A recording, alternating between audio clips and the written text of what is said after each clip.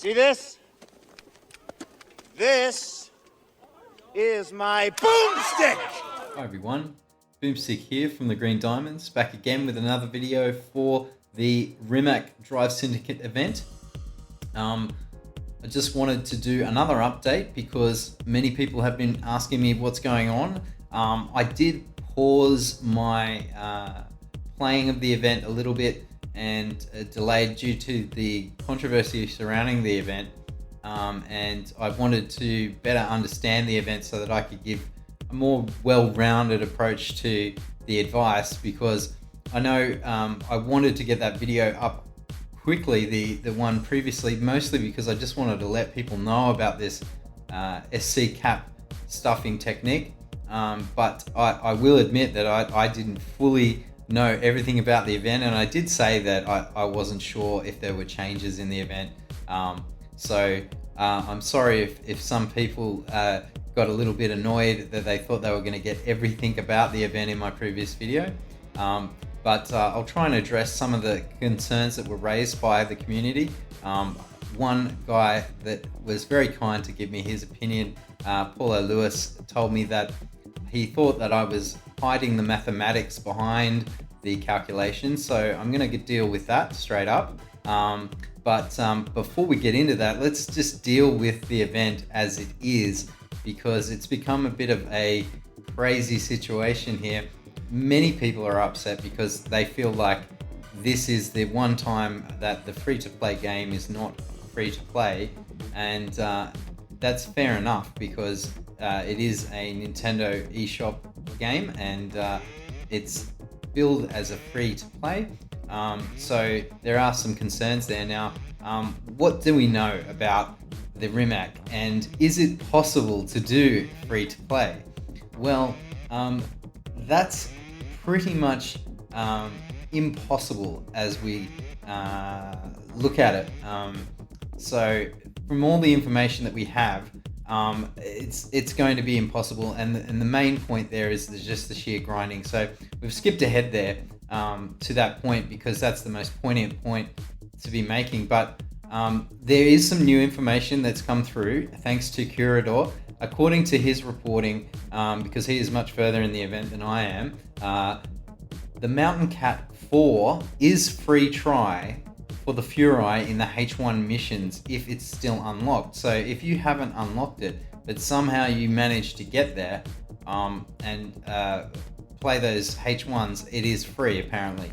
And this was hidden for a while because many of the people moving forward had actually unlocked the car. So thanks to Curador for that piece of information. And I'm just trying to repeat that to get it out into the community so people can make informed choices about the event. Okay, so moving ahead, yes, I think it's impossible. The sheer amount of grinding is ridiculous. The SC has been cut in comparison to the global version, and even though they've cut the packs, it's so significant. It's really demoralized the community a little bit, and a lot of the protest is about that. So many people are actually wondering what are the paths to getting the Rimac, and how do I approach the event?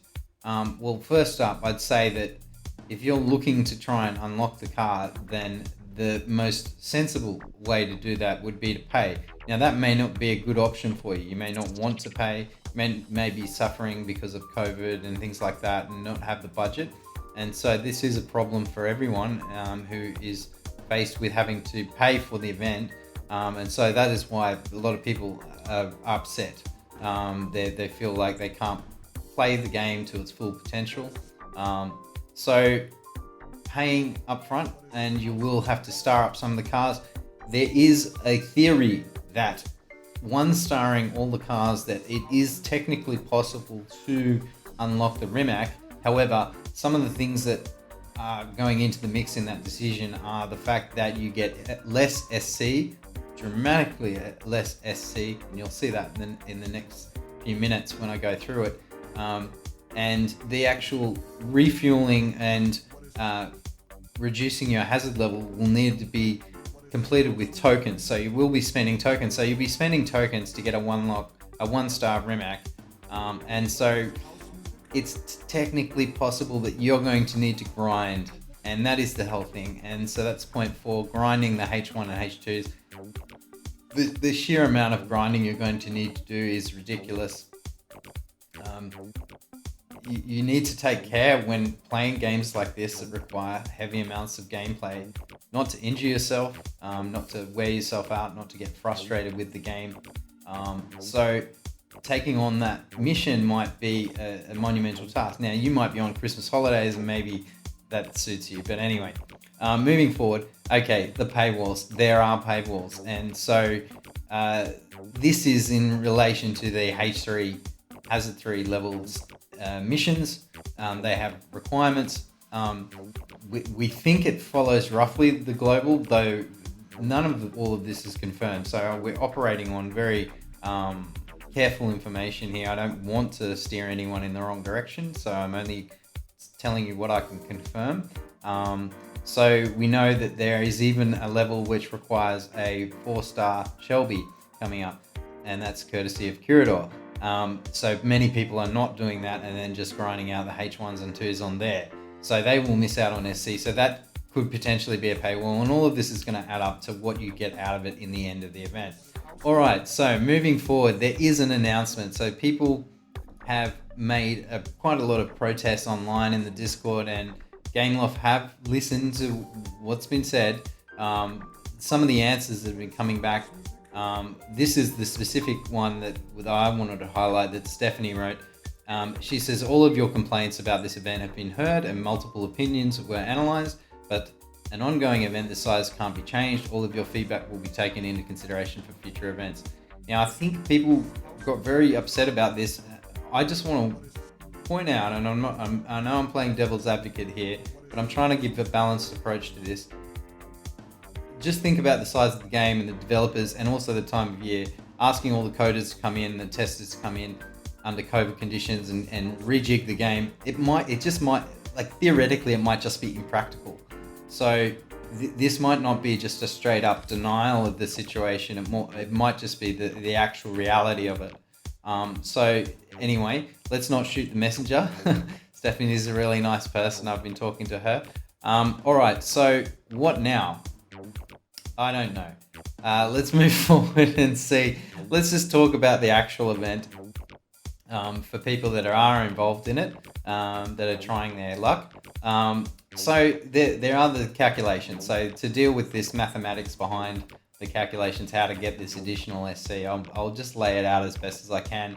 Basically, the way you do it is you want to get as close to the cap, but saving enough so that the level of the Hazard 3 event doesn't disappear. So because if you do go too high, you will be left with only the 1s and 2s to round out the SP cap. So this is the order that I've worked out, that basically I just start with the H3s and then work my way down. And so you can see there that the magic number that you're looking for is the 8 H3s, and that'll take you to 30,720.